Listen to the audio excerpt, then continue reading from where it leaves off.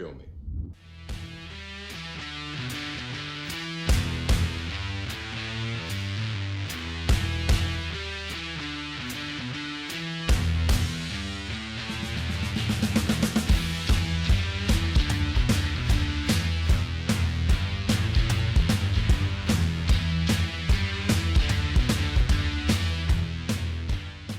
I'm the Martial Arts Film Freak, and I watched Shadow Master.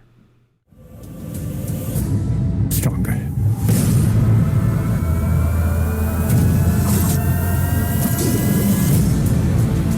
This man is the work of the devil.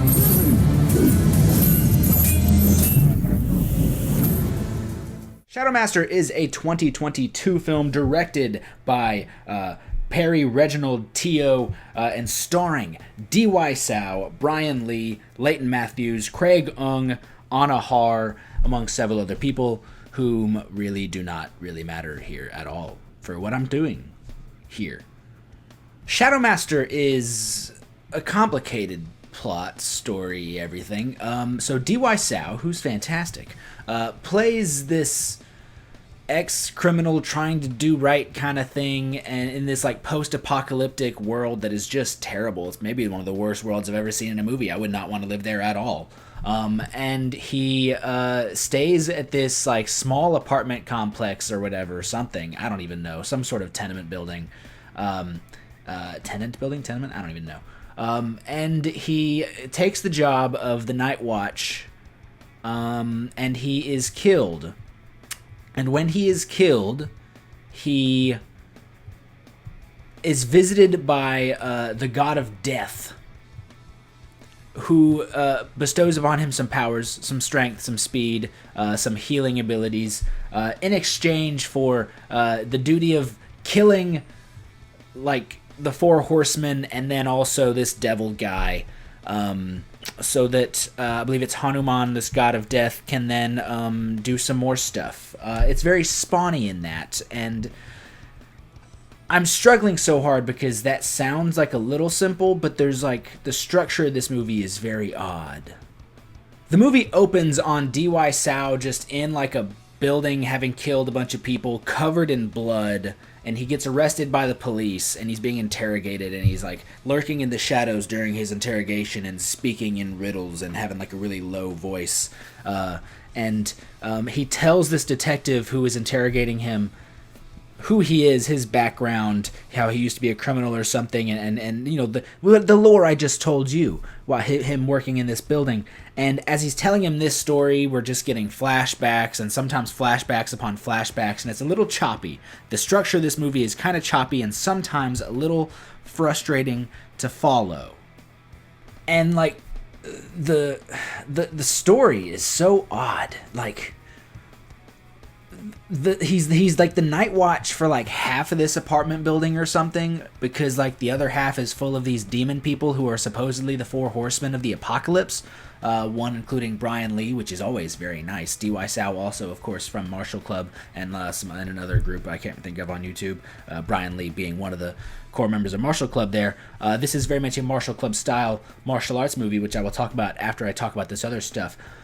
So it's just, it seems like the stakes are so much higher when it's so hard to tell how high the stakes really are. So like at night, these people come with also their henchmen from this one specific room of the complex, and they like kidnap this kid, and he's got to get the kid back.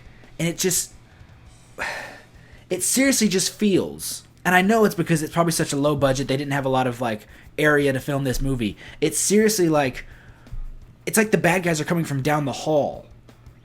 Like he's defending this one small area, and every night the bad guys come from their end of the hallway. And it just feels so weird. I'm not really going to say anything about the acting in this movie because it is just kind of a lot of meh acting. Nothing really that crazy. Nothing really that I expect, though, from a movie like this, because I am expecting some good old-fashioned, some good new school martial arts, some kung fu, some Muay Thai in here. And you know what? We can jump into that part of the movie because I'm kind of done talking about all the other stuff that was really hard to follow, and I just want to talk about the action, which was, for the most part, good. So before the movie even starts, during the title credits and all that stuff, you see it says on the screen, sort of, I think it's like presented by Pracha Pinkyao, whose name I never know if I'm ever going to pronounce right, but that immediately got me excited, because I don't care if he directed, produced, or whatever, but the fact that he would sign off on this. If you don't know who that is, he is the director of Ong Bak and The Protector and some other Thai films that are also incredible. And if he's willing to sign off on this, then oh lordy, that's a way to tell me that this is going to be some good stuff. This movie, Shadow Master, is the D.Y. Sao show. And I am very excited about that, because if you don't know who D.Y. Sao is, I highly recommend going following him on Instagram and any social media, watching anything he's done on YouTube. D.Y. Sao is an incredible martial artist, does a lot of Muay Thai, a couple other things, but he really loves his Muay Thai. And this is just his show. This is his show almost in the way Ong Bak was Tony Jaa's show. This feels like they took off from Ong Bak 2. I'd say it's like, the main inspiration here is Ong Bak 1, but they chain together so many different forms of martial arts. You can tell he's mixing his Muay Thai with so many different things that it's more, they took Ong Bak 2, which is that very mix of different martial arts. They took Ong Bak 2 and they said, how do we do more of this and amped up to a sort of another level here, which is crazy, because Ong Bak 2 is stellar. There's not a whole ton of action in here. There's a good amount, but anytime there is action, D.Y. Sao just absolutely owns the screen. If more people saw this movie, I would be so happy. I would love for D.Y. Sao, any of the Martial Club guys, but D.Y. Sao, of course, being the core of this film, I would love it if D.Y. Sao took off. It's just, he's doing a lot of that same Muay Thai that we saw in the Ong Bak films, the Protector films from Tony Jaa, and he's just twisting it in his own way. He's making it all his own, and of course the stunt cast around him. This is one of my favorite. It's pretty much the best thing to do for martial arts and action movies. It is a movie just full of freaking stuntmen. The main guy's a stuntman. He's surrounded by stuntmen who he trains with. I saw one guy for a second that I follow on Instagram. This guy over here. I never remember his name. I only remember his Instagram handle. And when I saw him at first, I was like, is that Michael Woods? It wasn't Michael Woods. It was the guy from Instagram. But I know they train a lot. I've seen their videos training a lot together, so their chemistry was fantastic. Not the longest fight, but very, very good. Also, that guy, his freaking capoeira is amazing. If you've seen Martial Club stuff on YouTube, this is a heavy dosage of Ong Bak thrown in to your Martial Club stuff, which makes sense with D.Y. Sao and Martial Club guys being in here. There's a lot of exchanges that if you've seen a lot of Martial Club videos, you recognize similar patterns that they use. And then, of course, you get that in the final fight with Brian Lee from Martial Club, which was just absolutely glorious. I could ask for nothing less, nothing more. It was everything I wanted. I will say I was very lost on certain elements of the action. The way they infuse these powers from this god of death, it was hard to tell sort of when they came into play, because there was times where it seemed like, he would get stabbed or something and it would heal, but then something else would happen, like he takes like a hook to the throat or something, and it's like, are you good? Because you just healed from that getting stabbed earlier, and now this is happening, and it's sort of just getting in the middle of my fight scene here, and I don't know you're confusing me. Almost every second of martial arts, of fighting, of action in this movie does exactly what this movie intended to do. Showcase its stars, showcase its main star, D.Y. Sao, some Brian Lee, that one guy from YouTube I follow that I can't remember, who had some really good capoeira in this movie before his leg gets snapped in half. It does all of that perfectly. It does what it intends to do with showcasing its stars. It just tries to do many other things with the story and the plot, and being very overcomplicated that I don't think it needed to do, and sort of would really take me out of the movie. I'm going to give Shadow Master 2 scores here, because I feel it is fitting, and I feel it's something that is necessary to do for a movie like this. I'm going to say, as just a movie overall, how is this movie as a finished product? I would say Shadow Master probably sits somewhere around a 2.5 out of 5. 2.5 Shadow God Death Monsters out of 5.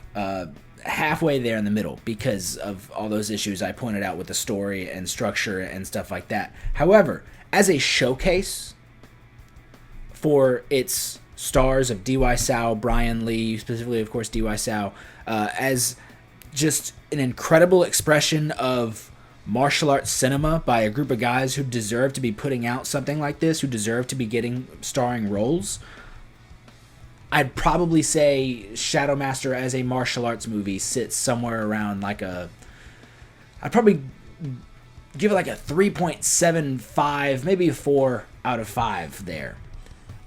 And what's hard about that is there are elements you can see. You can see where it's lacking in maybe some of the cinematography. You know, capturing your fight scenes is important. There's kind of a haziness around the screen because you're trying to depict how it's a flashback, and that makes it a little hard to see. However, it captures every bit of its action for the most part. D.Y. Sao is fucking killing it. D.Y. Sao is incredible. I want D.Y. Sao to be a huge star. He's one of the people who I pointed out I think would be a fantastic Kato in a Green Hornet movie. You can see the inspiration, you can tell where it's coming from, and you can see what they're trying to do, and for the most part, they definitely achieved that. You can see every bit of it's something I appreciated about something like, Attack of the Yakuza or Broken Path. There is familiarity, but there is also something new there. There is also a twist to it that makes it the film's own. And I appreciate that whenever it happens. There's the familiarity in Ong Bak, but then you also see how D.Y. Sao and the crew are completely twisting it to be their own. They're completely doing their own thing, trying to take something they loved and move it forward, which, from everything I've known about Martial Club and all those guys, that's the goal, you know, to do something that takes something that has incredibly inspired you and do that and move it forward, progress it. I can see every ounce of that in this movie, and I highly appreciate it. I enjoyed Shadow Master for the most part. It's a fantastic martial arts movie that unfortunately at times tries to do way too much with its story, overcomplicate things. You look at something like Ong Bak, and it's practically just taken. It's a statue head.